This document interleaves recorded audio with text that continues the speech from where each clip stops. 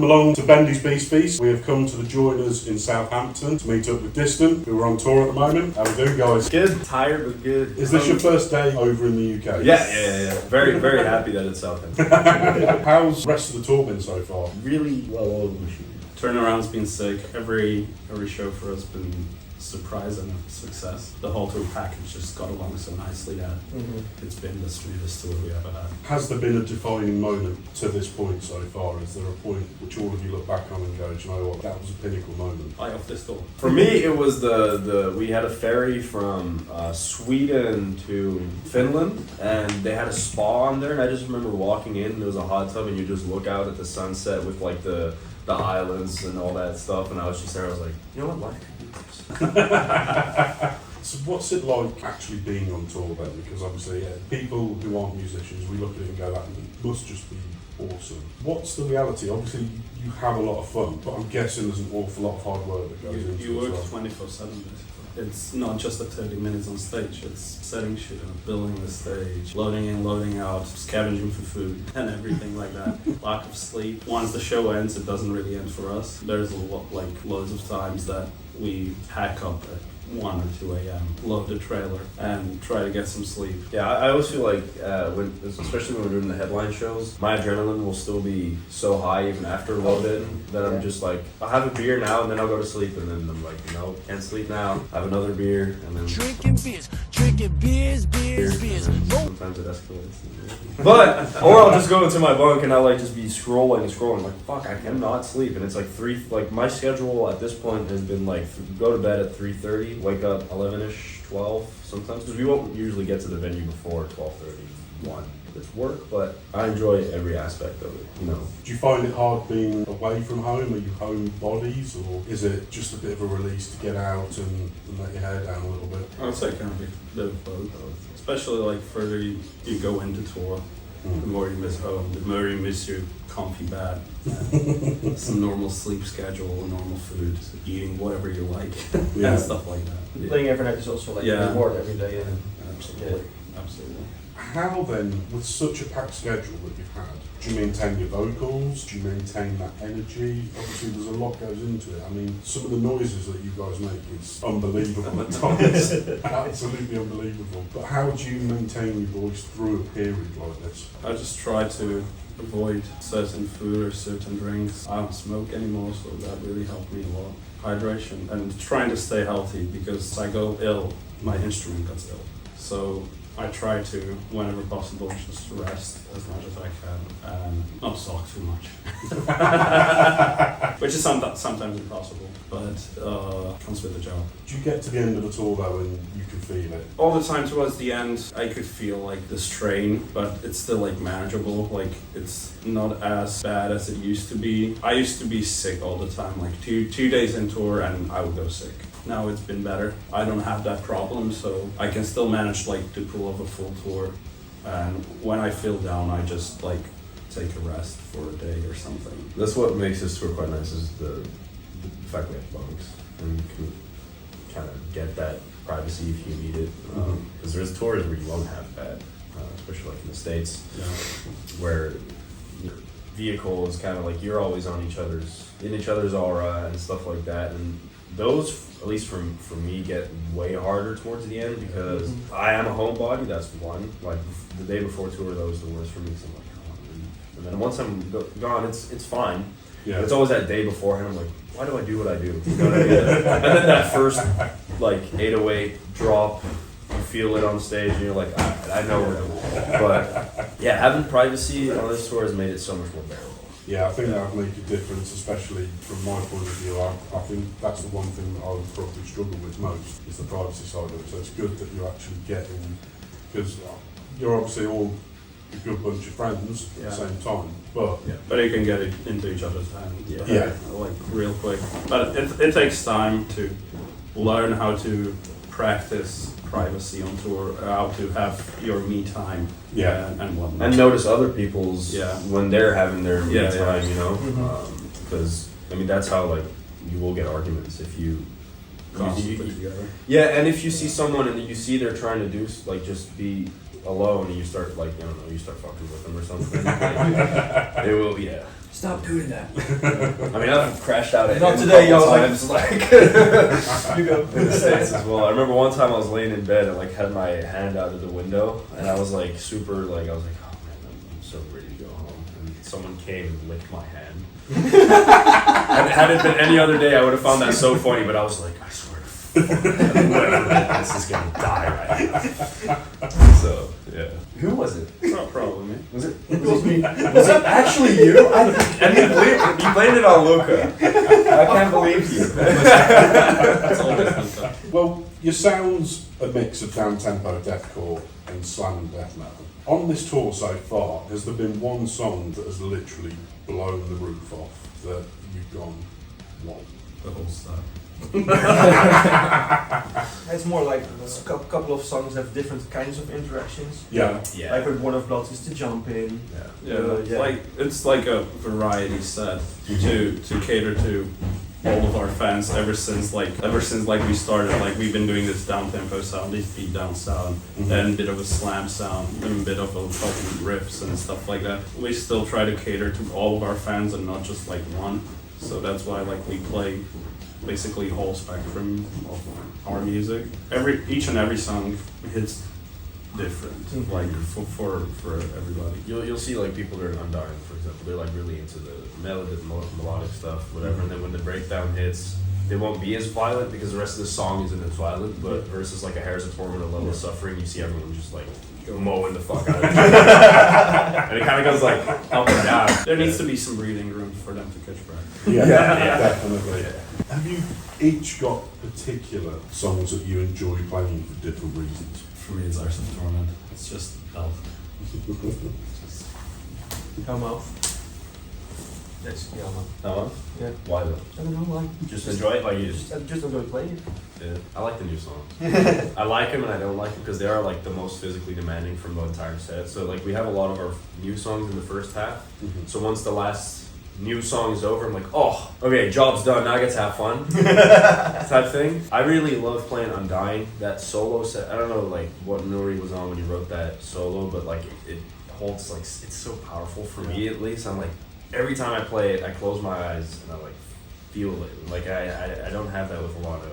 Because it's slap, you know what I'm saying? Like, you know, but this, like, the melodics in that song, and just, like, it always gives me goosebumps. Tyler of Last Ten is singing that lead for the whole tour already. Yeah. Yeah. Yeah. It's a catchy one. It's nice to see each of you have got different songs that you love playing for different reasons. I think that's the great thing, isn't it? It's the variation and being able to pick up on what each other likes. I guess that's where the energy feeds for each song from you, because you look over and see Rennie just there bashing away and you can see how much he's loving it, and then you look over and Alan's just literally in the moment. So, like I say, for me, watching the interaction between bands is probably the most fascinating things at shows, and that's one thing that I really enjoy, is watching how everyone feeds off each other.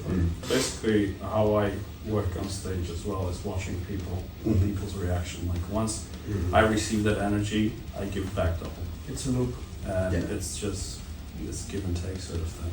Once the crowd is like really crossed arm, head bumping, and I'm like, come on, like we came here to beat each other's ass. It's like that's what I want to see. I want to see chaos. Well, I think we'll bring it tonight, that's for sure. How have you found it on tour with the rest of the bands? Harbinger, Enterprise Earth, Last 10 Seconds of Life. How have you found it with those guys? Awesome. Yeah. I love Lovely bunch, every single one. Yeah, seriously. It's like everybody got along so good. Yeah.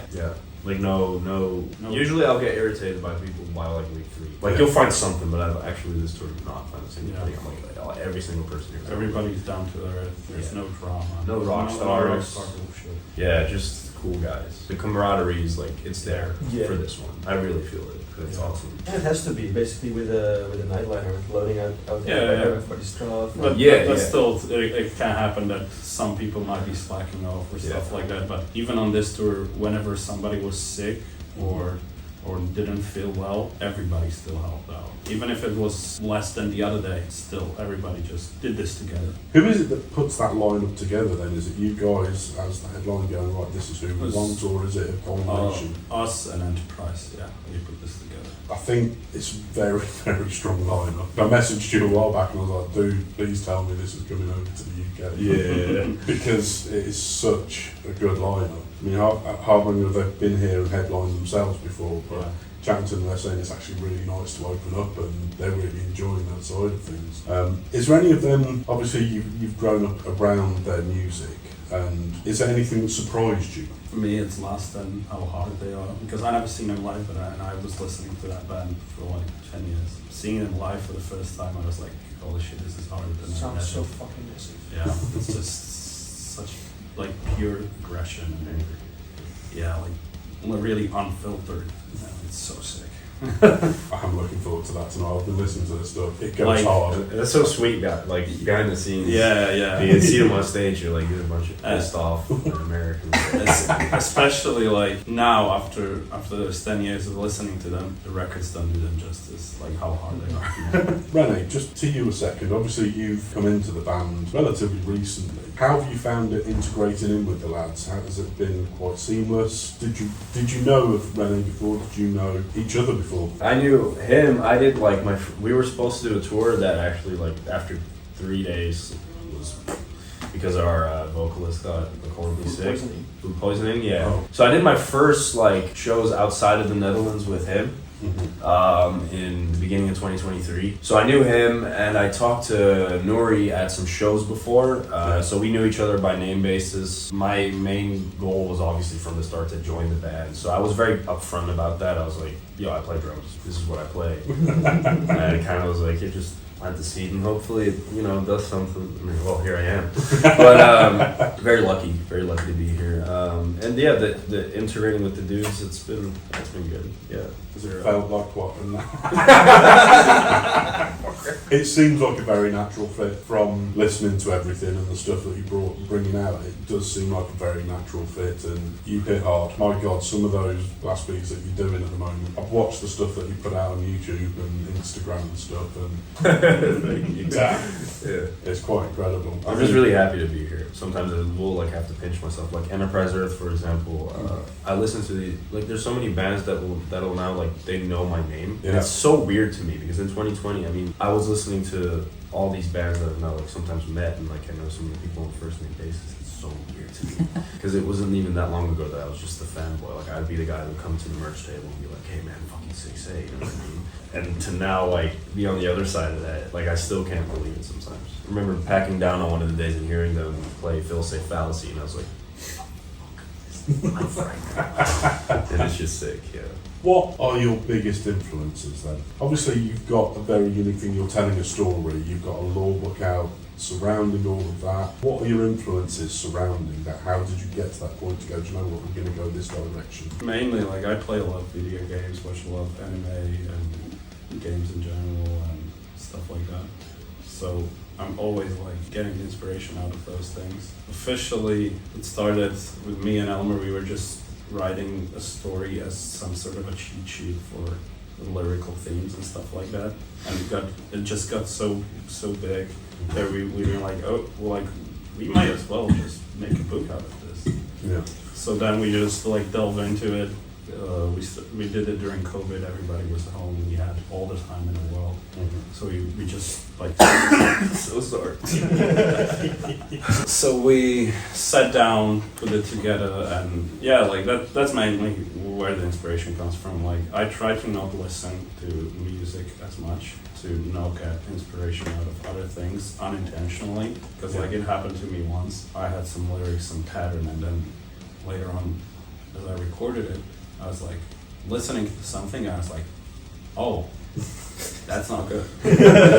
So obviously scrap that. But yeah, it was like completely unintentional. So ever since that moment, this was like 10 years ago. Mm-hmm. Ever since that moment, I was like, okay, like especially when we were writing new stuff, I avoid metal. Like only if something is really like, you really should check this out. Mm-hmm. I don't listen to metal.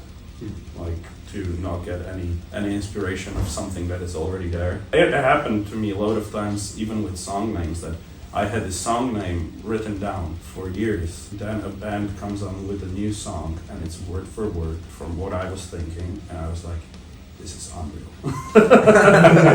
From that then, what's coming next? Obviously you finish on March the 2nd on this tour. With regards to that, is there going to be any spin-offs from the book, comics? We try to look into like comics and manga, but if we do this, I really want it to be perfect. Yeah.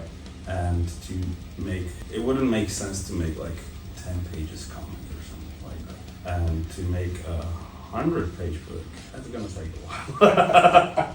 So the idea is still there, but now with touring back and everything, it's just not impossible, but I wouldn't say it's a priority. We need another lockdown.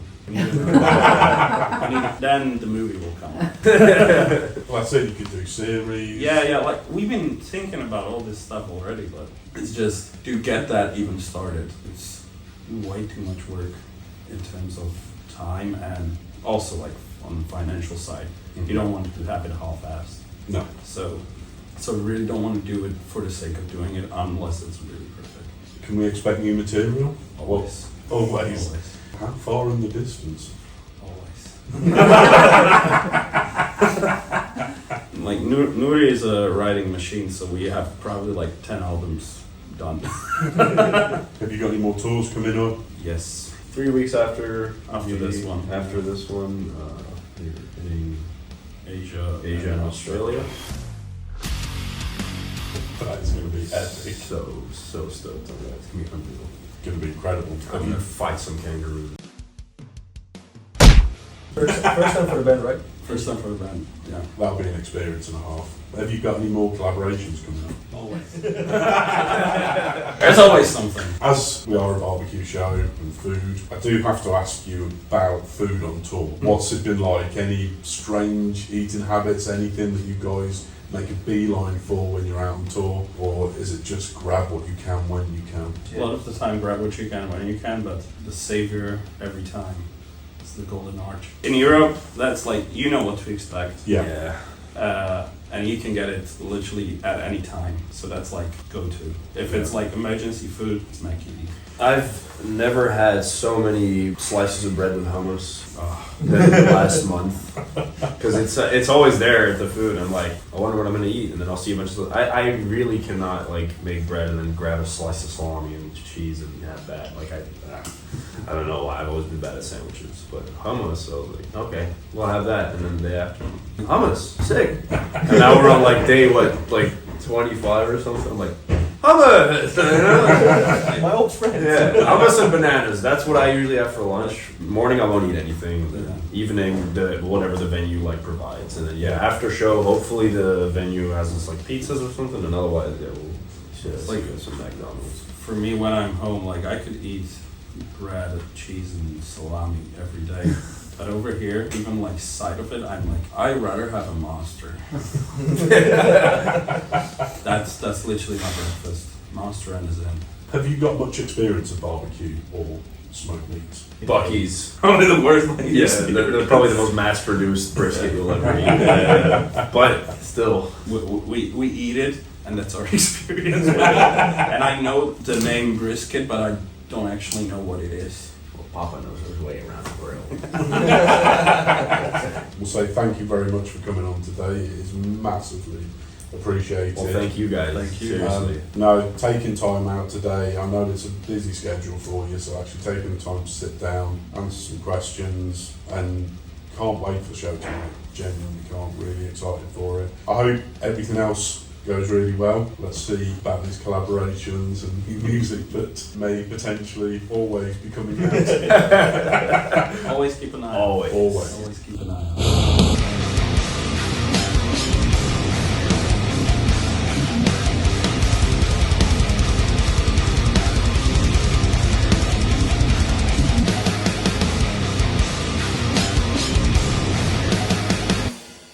Whoa! Oh my god, look at that.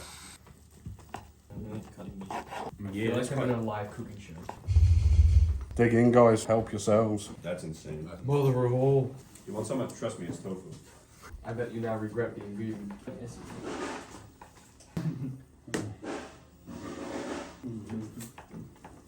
The guys have eaten my meat 10. before we've even started. What do you think then, guys? Unbelievable. Insane. Out of 10? Yeah. Best meat I had in my 15. mouth. Yeah, it's 100 out of 100 out of 10. That is the highest. That has set the bar. That has set the bar. Well, again, lads, thank you very much. Thank you, dude. And that is for you.